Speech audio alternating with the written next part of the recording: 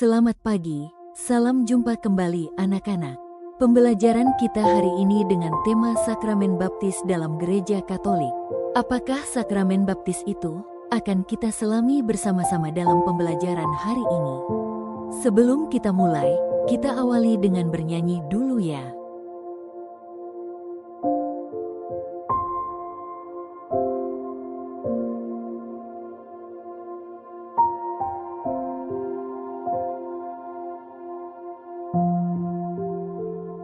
Marilah kita berdoa, dalam nama Bapa dan Putra dan Roh Kudus. Amin. Tuhan, kami berterima kasih atas nama yang Engkau berkahi bagi kami lewat orang tua kami.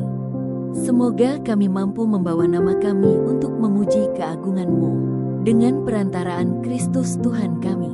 Amin.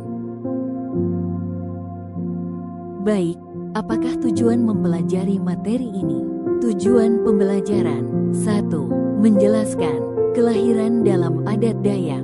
2. Memahami makna sakramen baptis dan guna nama baptis. 3. Mengetahui simbol-simbol sakramen baptis dan tugas orang yang sudah dibaptis. Sakramen baptis, awal perjalanan kita bersama Tuhan. Sakramen baptis, sebuah langkah pertama yang sangat penting dalam perjalanan iman kita bersama Tuhan. Kita akan belajar tentang salah satu hal paling istimewa dalam Gereja Katolik, sakramen baptis. Mari kita buka hati untuk memahami keindahan anugerah ini. Kita mulai petualangan ini ya anak-anak. Apa itu sakramen? Sakramen adalah tanda suci yang terlihat dari kasih Tuhan yang tidak terlihat. Melalui sakramen, Yesus Kristus hadir dan memberikan rahmat-Nya kepada kita. Ada 7 sakramen dalam Gereja Katolik, dan masing-masing memiliki makna yang sangat dalam bagi perjalanan iman kita. Sakramen seperti hadiah istimewa dari Tuhan untuk kita semua. Apa itu sakramen baptis? Pertama, menjadi anggota keluarga Allah. Sakramen baptis adalah sakramen pertama yang kita terima, seperti saat kita resmi bergabung dalam sebuah keluarga besar, yaitu keluarga Allah dan gereja. Dan kedua, lahir kembali dengan hati bersih. Melalui baptis, semua dosa kita dibersihkan, dan kita dilahirkan kembali sebagai anak-anak Allah yang baru, murni, dan penuh harapan. Yesus sendiri memberikan teladan bagi kita. Ia dibaptis oleh sepupunya, Yohanes Pembaptis, di sungai Yordan yang jernih. Pada saat Yesus dibaptis, sebuah keajaiban terjadi. Roh Kudus turun dari langit dalam bentuk seekor burung merpati yang indah. Tidak hanya itu, suara Bapa Allah pun terdengar dengan jelas dari surga, berfirman, "Inilah anakku yang kukasihi, kepadanya-lah aku berkenan." Ini menunjukkan betapa istimewanya sakramen baptis di mata Tuhan. Ada beberapa simbol dalam sakramen baptis Gereja Katolik. Simbol baptis 1, air suci. Air melambangkan pembersihan. Seperti air membersihkan kotoran, air suci dalam baptis membersihkan dosa-dosa kita. Selain itu, air juga melambangkan kehidupan. Dengan baptis, kita dilahirkan kembali dalam Kristus untuk memulai hidup yang baru.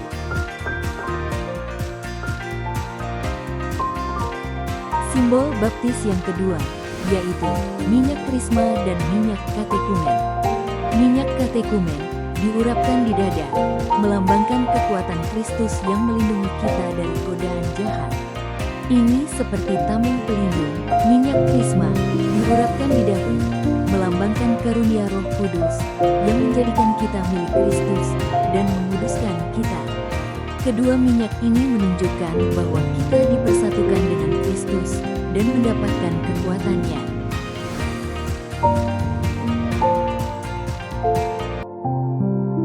Simbol baptis yang ketiga adalah kain putih. Kain putih bermakna pakaian baru Kristus. Kain putih melambangkan bahwa kita telah mengenakan Kristus, bersih dari dosa, dan memulai hidup baru yang suci. Makna kedua, kemurnian dan martabat. Kita mengenakan kemurnian yang diberikan oleh Kristus, dan diangkat dalam martabat sebagai anak-anak Tuhan. Simbol baptis keempat, lilin bernyala, yang mempunyai 3 makna, yaitu 1. Terang Kristus. Lilin ini dinyalakan dari lilin Paskah, melambangkan bahwa kita telah menerima terang. 2. Hidup dalam terang. Kita dipanggil untuk hidup sebagai anak-anak terang, menyinari dunia dengan perbuatan baik kita. 3. Menjadi saksi. Kita harus memancarkan terang Kristus dan menjadi saksi baginya dimanapun kita berada. Siapa saja yang terlibat dalam baptisan? Yang terlibat dalam pembaptisan, yaitu imam atau diakon. Mereka adalah pelayan Tuhan yang membaptis kita atas nama Yesus Kristus. Orang tua, tentunya, mereka membawa anak untuk dibaptis dan berjanji akan mendidik anak dalam iman Katolik. Wali baptis. Wali baptis adalah saksi iman kita dan membantu kita tumbuh dalam iman Katolik. Nah, merekalah yang berperan dalam proses pembaptisan Gereja Katolik. Menghidupi janji baptis kita setiap hari. Sakramen baptis adalah awal dari perjalanan iman kita. Kita dipanggil untuk mencintai Tuhan dengan segenap hati kita, mencintai sesama seperti diri kita sendiri, hidup seturut ajaran Kristus dan menjadi terang di dunia.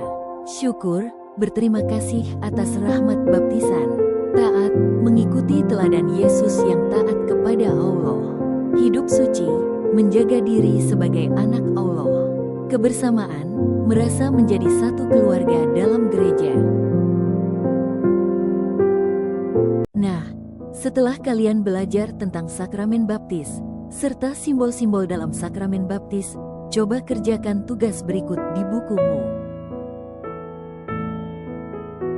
Baik anak-anak, terima kasih atas perhatian kalian dalam pembelajaran kita hari ini.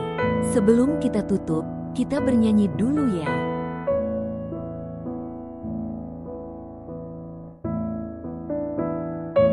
Sebelum kita akhiri, mari kita bersatu dalam doa.